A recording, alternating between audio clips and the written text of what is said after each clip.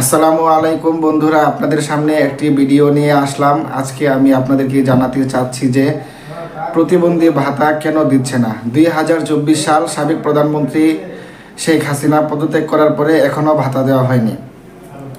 তো 2024 সালের ভাতা কেন দেওয়া হচ্ছে না? ভাতা না দেওয়ার বেশ কয়েকটি কারণ রয়েছে। তো প্রথম যে কারণটি হচ্ছে, সমাজসেবা অধিদপ্তরে দক্ষ ও সৎ অফিসারদেরকে বদলি করা হয়েছে।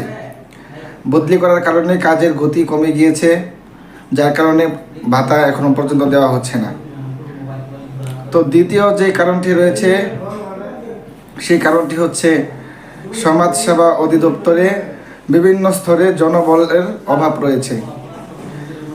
জনবল বৃদ্ধির দাবি জানানো হয়েছে, কিন্তু এখনো পর্যন্ত কোনো লাভ হয়নি, যার কারণে কর্মচারী ও কর্মকর্তাদের আন্দোলন চলছে, যাতে কাজের গতি কমে গিয়েছে। তো দ্বিতীয় কারণটি ছিল, এটার কারণে ভাতা দেওয়া হচ্ছে না।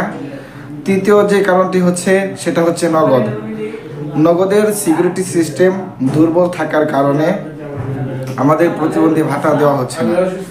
দেখা যাচ্ছে যে নগদে যদি প্রতিবন্ধী ভাতা দেয়, সেখানে মানুষে কলে কৌশলে নগদ থেকে ভাতা হাতিয়ে নিয়ে নেয়, যার ভাতা সে পায় না, সে ধরতে পারে না। তো যার কারণে নগদের এই সিকিউরিটি সিস্টেমটা দুর্বল, এই কারণে নগদে ভাতা না দেওয়ার জন্য দাবি উঠেছে। তো 4 নম্বর যে কারণটা হচ্ছে, সে কারণটা হচ্ছে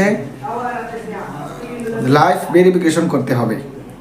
অনেকে দেখা যাচ্ছে যে যারা মারা গেছে, তাদের ভাতা ছিল আগে কিন্তু মারা গেছে, তো ওই লোকগুলো এখনও ভাতা পাচ্ছে। তো এই সব লোক যারা ভাতা পাচ্ছে, এই মৃত ব্যক্তিরা, তাদেরকে বাতিল করতে হবে, যেটাকে লাইফ ভেরিফিকেশন বলে।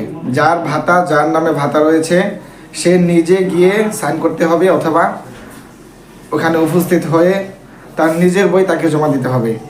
তো লাইফ ভেরিফিকেশন তো সম্পূর্ণ করে তারপর এই ভাতা কবে দিবে এটা সিদ্ধান্ত জানাবে।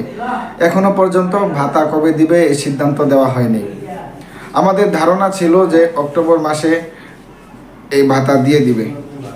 তো এই ছিল আজকের ভিডিও। যদি ভুল ভ্রান্তি হয়ে থাকে আপনারা ক্ষমা করবেন। আমি এখানে শেষ করছি। আসসালামু আলাইকুম।